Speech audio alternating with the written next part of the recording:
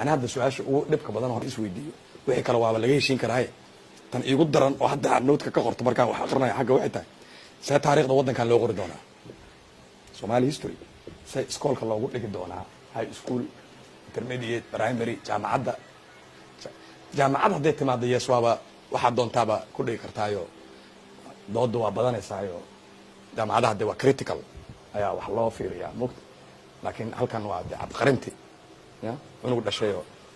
الله سينا يباشا أنا هلا قاعد وكلاوي برايمري شو مراي محل الله صور دقة دونا برايمري يا intermediate سكند تاريخ دقة نوع عوا يا سومالان أسنم سأل الله دقة يا أسنم هل كان كيلي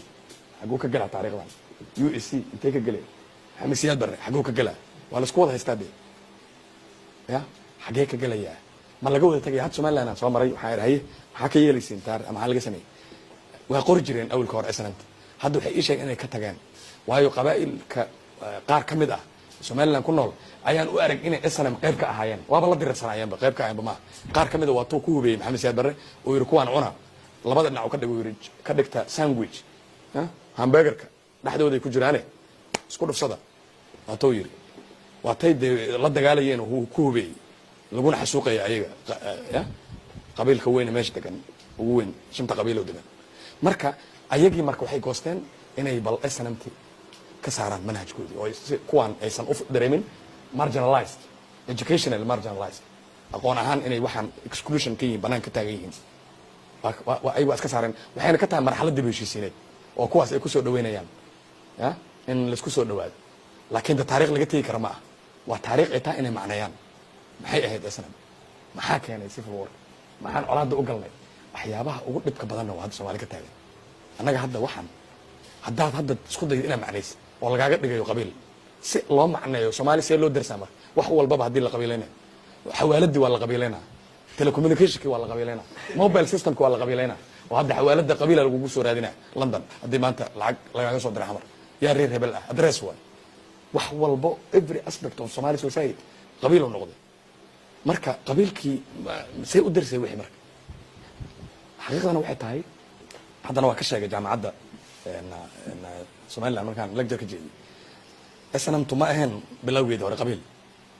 ها قبيل Somali ربنا يفرد أنا جانا أقول لك أنا نكرم de ku-xigeenkeeda xataa habeenku waa hilmaameen cusub ku-xigeenkeedii wuxuu u dhashay halkan cali maxamed cusub loo dhiglay silaayo markii dambe oo madaxa ah ninka ku-xiga halkan ah de markii dambe waa qabiil walba wuxuu furtay jabhad mugta waa lagu kala tagay markii dambe yes laakiin see loo macnaynaa waxaan waa dhib weyn oo la rabo in mutacallim ka fikiro de anigana markii aan daraasaynayo waxaan ku dhex jiraa noodkaas aan qoray dhib weyn oo ooli doono Soomaali iskuna dili doonto waddankana dibashisiin rasmi wali ma dhicin oo dadka colaado isku wada qabaa ciil hadii waxaan furmaan bandros box oo noqonaa wax gaalada dhahan oo aad dilaac ku dilaacay halka wax ka dilaacayo siidir dilaacayo noqonaya say u xiree faashad way ina ku heys faashad leh hadda la saaray laakiin maro si uu looga dooda loo baahan loo macnayo ardayda loogu dhigo marka manhajka runtii waa dhibaatooyinka adago that's why manhajka carabta iyo manhajka kale halka u yaalaan say ila xamasiyaad barre ha noqdo maxamed faar aydid